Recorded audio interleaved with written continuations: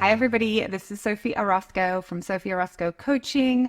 I would love to invite you to subscribe. Hit the subscribe button below. I release a video every single week and I tell you everything to do with relationships and marriage advice. All right, so this video here today, I'm going to talk about if you want a masculine man and you feel like your man is not masculine, this is what to do.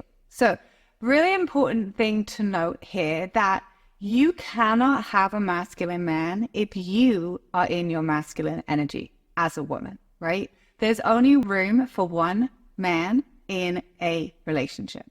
So think about it like this. Your relationship is a container and there's a masculine and there's a feminine pole.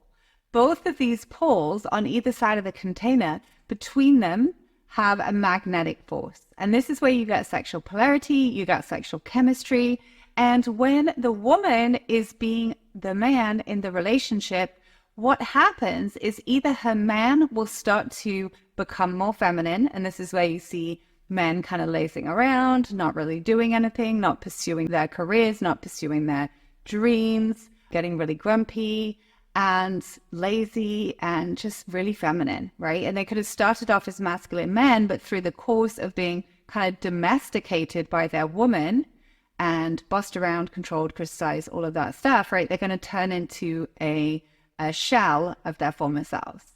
So that could be one thing that happens. The other thing that happens is that if the woman's in their masculine energy and she's got a masculine man, is she's going to start to repel her man energetically.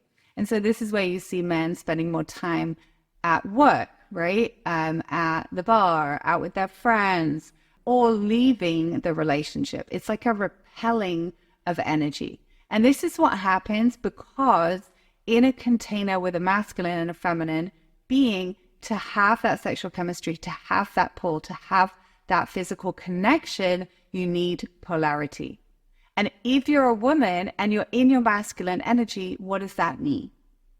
Okay, so that means that you are the man in the relationship. You're setting all the rules, you're controlling every situation, you're leading the relationship. Maybe if you're anything like me, you were booking all the dates, you were checking in the hostess table, you were leading your husband to the restaurant, you are picking out the house that you want to live in, you're organizing absolutely everything, and you're pretty much turning your husband into a yes man, okay? And in the beginning, that might work, but over time, your man will become more and more frustrated. What it also does for you as a woman, when you're constantly in your masculine, your yang energy, you're doing, you're pushing, you're driving energy, is it's going to deplete you. Because as a feminine creature, we need to be in our feminine. We need to learn how to recharge. We need to learn how to connect with ourselves, with our heart, with the universe and the divine energy in order to be able to show up in our relationships in our feminine energy. Okay, so what are some practical things that you can do here? Firstly, you can take time for yourself every single day. And for me, what that looks like is having a morning practice where I meditate every morning, I journal, and I read some inspirational books or passages. I also, throughout the day, will pause. I'll look up at the sky. I will close my eyes and I will just reconnect. At the end of the day, I like to do some yoga, move my body, right? So I'm connecting back to me and to my heart center.